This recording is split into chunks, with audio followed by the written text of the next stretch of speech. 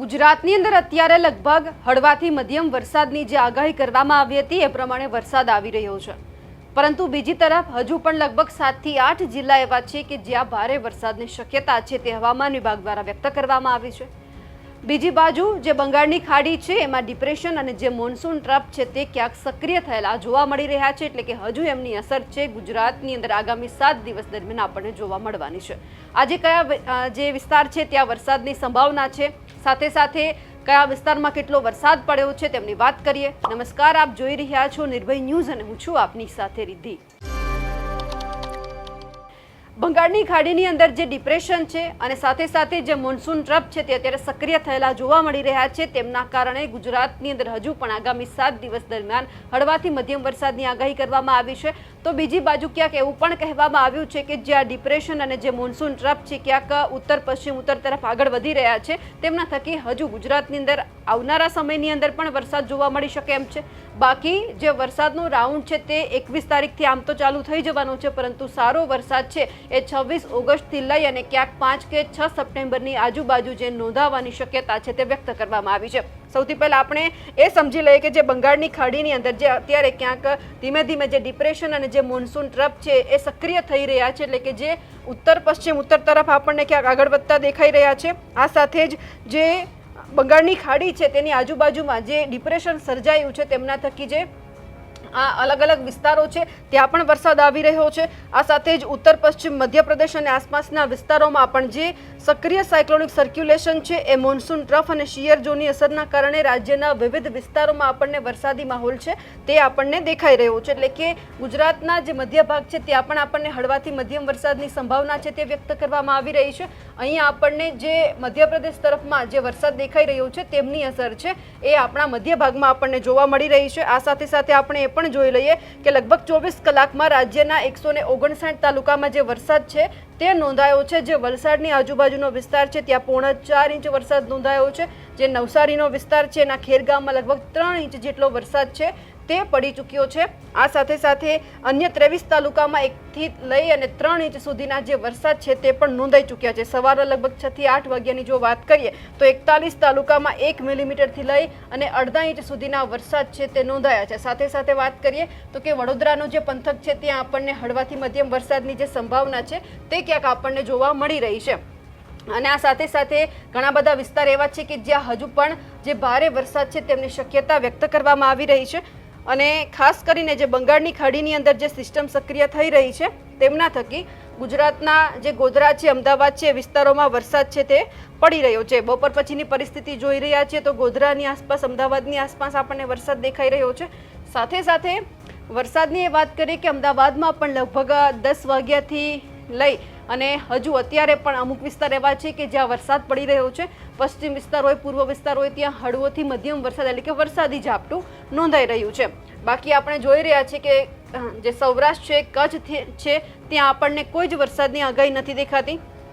ખાસ કરીને જે આપણને મધ્ય ગુજરાત છે એ જ વિસ્તારોમાં વરસાદ દેખાઈ રહ્યો છે। નડિયાદમાં પણ છે, ગાંધીનગરમાં પણ હળવોથી મધ્યમ વરસાદ છે, લુણાવાડામાં પણ હળવોથી મધ્યમ વરસાદ વરસી રહ્યો છે, ગોધરામાં પણ એ જ પરિસ્થિતિ છે। આ સાથે સાથે ભરૂચમાં અમુક વિસ્તારોમાં હળવોથી મધ્યમ વરસાદ છે, બાકી ક્યાંય જ આપણને હવે આજના દિવસ દરમિયાન આ વરસાદ છે એટલો બધો નથી દેખાતો। ખાસ કરીને જે પ્રમાણે જે વરસાદની આગાહી કરવામાં આવી છે એ જોવાનું છે કે કયા જિલ્લામાં હજુ પણ ભારે વરસાદની શક્યતા છે। એ પહેલાં સાંભળી લઈએ કે હવામાન નિષ્ણાંત પરેશ ગોસ્વામી છે વરસાદ બાબતે શું કહી રહ્યા છે। નમસ્કાર મિત્રો, વેધર ઇન્ફોર્મેશનમાં આપનું સ્વાગત છે અને હું છું પરેશ। ખાસ કરીને આજના વિડીયોની અંદર આપણે સમજાવવાનું છે કે ગુજરાતની અંદર જે અત્યાર સુધી વરસાદ પડ્યો છે એમાં અમુક વિસ્તાર છે એમાં દુષ્કાળગ્રસ્ત હોય એવી પરિસ્થિતિ છે। જે વિસ્તારમાં ઓછો વરસાદ પડ્યો છે એને શું કામ ઓછો વરસાદ પડ્યો છે અને આવનારા સમયમાં હવે એને સારા વરસાદની અપેક્ષા છે કે કેમ, આ સંપૂર્ણ વાત સમજવાની છે। ખાસ કરીને પશ્ચિમ સૌરાષ્ટ્ર અને કચ્છના ભાગોની અંદર ઘણો બધો ઓછો વરસાદ છે, તો આ વિસ્તારને શું થશે એ આપણે સમજવાનો પ્રયત્ન કરવાનો છે। સંપૂર્ણ માહિતી આપવાની છે, જેમાં જોવા જઈએ તો આપણે આ આપણું આખું જે અરબ સાગર છે, બંગાળની ખાડી છે, આ આપણો ભારતનો નકશો છે, બાજુમાં આવેલું પાકિસ્તાન હોય, ઈરાન હોય, અફઘાનિસ્તાન હોય, અને આ જે સમુદ્રી સપાટી છે આનું તાપમાન છે એ પણ ઘણું બધું આપણા માટે મહત્વનું રહેતું હોય છે. આ વર્ષની વાત કરવા જઈએ તો આ વર્ષે 2 થી 3 પ્રકારની જે પેટર્ન હતી એને કારણે ગુજરાતની અંદર સારા વરસાદ અત્યાર સુધી અનેક વિસ્તારની અંદર નોંધાયા છે. લગભગ ગુજરાતના 95% વિસ્તારની અંદર સારા વરસાદ નોંધાયા છે, પણ 5 થી 7% વિસ્તાર એવા છે કે જ્યાં હજુ પણ વરસાદની ઘણી બધી ઘટ છે. લગભગ 90% જેવી ઘટ છે, માત્ર 10% વરસાદ છે. અમુક વિસ્તાર તો એવા છે કે જ્યાં માત્ર આખા વર્ષ દરમિયાન ચોમાસા દરમિયાન સામાન્ય ઝાપટા જ પડ્યા છે, કોઈ સારો વરસાદ નોંધાયો નથી. હવે એનું જે ટેકનિકલ કારણ સમજીએ તો આપણે મોટા ભાગે જે વરસાદ પડ્યો છે એમાં એક તો મોન્સૂન ઓફશોર ટ્રફ અહીં સક્રિય થાય, જેને કારણે જે સૌરાષ્ટ્રના દક્ષિણ ભાગો હોય, ગુજરાતના જે દક્ષિણ ગુજરાતના વિસ્તાર છે એમાં પણ આપણે વરસાદ પડ્યા હતા. એ પછી અરબ સાગરની અંદર પણ એક સિસ્ટમ હતી ને જેને કારણે પણ શરૂઆતી ચોમાસાની અંદર આપણે ખૂબ સારા વરસાદ છે એ ગુજરાતભરની અંદર વરસ્યા હતા. બાકીની સિસ્ટમ છે એ બંગાળની ખાડીમાંથી આવી હતી. આ બંગાળની ખાડીની સિસ્ટમ છે જ્યારે ડેવલપ થઈને જ્યારે પશ્ચિમ દિશામાં આગળ ચાલતી હોય એટલે છત્તીસગઢ હોય કે જે ઝારખંડ છે વગેરે વિસ્તારો ઉપર થઈ ઓડિશા થઈને મધ્યપ્રદેશ આવે, મધ્યપ્રદેશ થઈને ગુજરાત તરફ આવતી હોય છે. જેમાં જે સિસ્ટમ આવતી હોય મોટાભાગે દર વર્ષે એ સિસ્ટમોની અંદર એવું જ બનતું હતું કે જે સિસ્ટમ અહીંયા ડેવલપ થાય, દાખલા તરીકે આ જે ભાગ છે બંગાળની ખાડી, અહીંયાથી જે સિસ્ટમ ડેવલપ થાય અને મોટા ભાગે છેલ્લા 1 દાયકાથી સિસ્ટમના ટ્રેક આ રહ્યા છે, કાં તો અહીંથી આમ જાય છે અથવા તો અહીંથી આમ જાય છે, જેથી કરીને સૌરાષ્ટ્રના ભાગ હોય, મધ્ય ગુજરાત હોય, ઉત્તર ગુજરાત સહિતના વિસ્તાર હોય, કચ્છના પશ્ચિમ સૌરાષ્ટ્ર દરેક વિસ્તારને એ વરસાદનો લાભ મળતો હોય છે. આ વર્ષે શું બન્યું છે આપણે સમજવાનો પ્રયત્ન કરવો છે. હવે આ વર્ષની સિસ્ટમની વાત કરવા જઈએ તો આ વર્ષે સિસ્ટમ તો બની, પણ ઘણી બધી સિસ્ટમ એવી હતી કે બંગાળની ખાડી તરફથી આવે, અહીંયા મધ્યપ્રદેશ બોર્ડર સુધી આવી, મધ્યપ્રદેશની બોર્ડરથી ગુજરાતમાં પ્રવેશ કરીને કાં તો દક્ષિણ ગુજરાતમાં વધારે પડતા વરસાદ પડે, મધ્ય ગુજરાતના અમદાવાદ સહિતના વિસ્તારોમાં વરસાદ પડીને આ તરફ ઉત્તર એટલે કે રાજસ્થાન તરફ એ સિસ્ટમ નીકળી. એ સિસ્ટમ રાજસ્થાન તરફ ગઈ, જેને કારણે આ કચ્છના ભાગો ઘણા બધા નબળા રહ્યા. પશ્ચિમ સૌરાષ્ટ્રનું દ્વારકા, જામનગર, પોરબંદર જેવા વિસ્તાર છે એ આપણે નબળા રહ્યા છે સામાન્ય ઝાપટા, કેમ કે સિસ્ટમ એ બાજુ ગઈ નથી. એટલે જે પશ્ચિમ સૌરાષ્ટ્ર અને કચ્છના ભાગોની અંદર ઘણો બધો ઓછો વરસાદ પડ્યો, કચ્છમાં તો ઘણો બધો ઓછો પડ્યો, પશ્ચિમ સૌરાષ્ટ્રમાં પણ ઘણો બધો ઓછો પડ્યો. જો કે કચ્છની અંદર એક રાઉન્ડની અંદર મધ્યમ પડી ગયો હતો, પણ ઘણા બધા વિસ્તાર છે નબળા રહ્યા છે. પશ્ચિમ સૌરાષ્ટ્ર આમ પણ દુષ્કાળ જેવી સ્થિતિ છે, જેનું કારણ રહ્યું કે જે આ અરબ સાગર છે જે ચોમાસા દરમિયાન જે એનું તાપમાન રહેવું જોઈએ નોર્મલ નજીક રહ્યું હતું, પણ આ અરબ સાગરના જે ઉત્તરના ભાગો છે એટલે અહીંયાથી જે પાકિસ્તાનના ભાગો લાગે છે, કચ્છનું અખાત લાગે છે, પશ્ચિમ સૌરાષ્ટ્રના ભાગો લાગે છે, અહીંયાનું તાપમાન છે એ થોડુંક ઊંચું રહ્યું ને એમાં પણ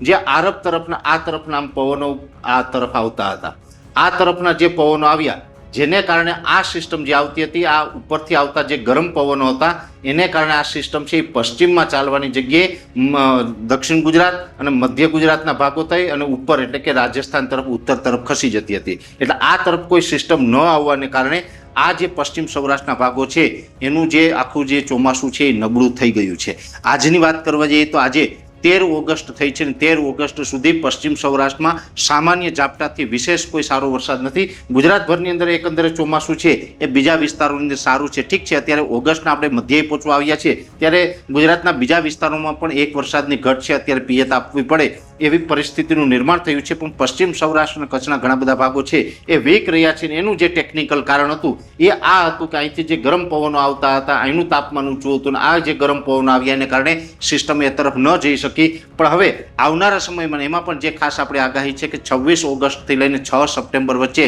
જે ગુજરાતની અંદર સારો વરસાદ આવવાનો છે, સાર્વત્રિક ભારેથી અતિ ભારે વરસાદની સંભાવનાઓ છે અને એ પણ ઓલ ઓવર ગુજરાતમાં એટલે કે જે સૌરાષ્ટ્ર હોય, કચ્છ હોય, મધ્ય ગુજરાત, ઉત્તર ગુજરાત, દક્ષિણ ગુજરાત 5 રીજનમાં જે આવવાની સંભાવનાઓ છે એમાં પણ હવે જે આ વાતાવરણ છે એ ચોમાસાને આગળ વધવા માટે ફેવરેબલ બની રહ્યું છે અને અહીંયાથી જે સિસ્ટમો જઈ રહી છે એ સિસ્ટમોને પશ્ચિમ તરફ જવા માટે પણ વાતાવરણ છે એ ફેવરેબલ બની રહ્યું છે. એટલે હવે પછી 26 ઓગસ્ટથી લઈને 6 સપ્ટેમ્બર વચ્ચે જે વરસાદ થશે એમાં પણ પશ્ચિમ સૌરાષ્ટ્ર હોય, કચ્છના ભાગો હોય એમને નબળું નહીં રહે, એમને પણ સારા વરસાદ પડવાની સંભાવનાઓ છે. એટલે ઓલ ઓવર ગુજરાતમાં વરસાદ પડશે, પણ એની સાથોસાથ જે ચિંતાવાળા વિષય છે પશ્ચિમ સૌરાષ્ટ્ર અને કચ્છના ભાગો છે એમાં પણ સારા વરસાદ છે એ પડી શકે છે. આવનારા સમયની અંદર કચ્છ અને પશ્ચિમ સૌરાષ્ટ્રના ખેડૂતની ચિંતા છે એ પણ ક્યાંક દૂર થાય તેવી શક્યતાઓ લાગે છે અને એના જે ટેકનિકલ કારણ હતા આ કારણ સાથે મેં આપને સમજાવવાનો પ્રયત્ન કર્યો છે. તમે હવામાન નિષ્ણાંત પરેશ ગોસ્વામીને સાંભળ્યા. હવે જોઈ લે કે કયા વિસ્તારોમાં વરસાદની જે શક્યતા છે તે વ્યક્ત કરવામાં આવી છે. હવામાન વિભાગ દ્વારા સૌથી પહેલા તો જે બનાસકાંઠાનો ભાગ છે ત્યાં હળવાથી મધ્યમ વરસાદની શક્યતા વ્યક્ત કરી છે. આણંદ છે, વડોદરા, પંચમહાલ, દાહોદ, છોટાઉદેપુર, ભરૂચ છે, નર્મદા છે, સુરત, તાપી, નવસારી, ડાંગ, જે દમણ છે, દાદરાનગર હવેલી છે, વલસાડ, આ બધા વિસ્તારોની અંદર હજુ પણ ભારે વરસાદની ક્યાંક શક્યતા છે તે વ્યક્ત કરવામાં આવી રહી છે. એટલે કહેવામાં આવ્યું છે કે હજુ પણ ઘણા વિસ્તારો એવા છે કે જ્યાં યલો એલર્ટ સાથે વરસાદની જે સંભાવના છે તે અત્યારે ક્યાંક આપણને જોવા મળવાની છે. અત્યારે તમારા વિસ્તારમાં વરસાદ પડી રહ્યો છે કે કેમ? જો તમારા વિસ્તારમાં વરસાદ હોય તો કમેન્ટ કરીને ચોક્કસથી જણાવજો. સાથે જ અમારી નિર્ભય ન્યૂઝ ચેનલને લાઇક, શેર અને સબસ્ક્રાઇબ કરવાનું ભૂલશો નહીં. નમસ્કાર.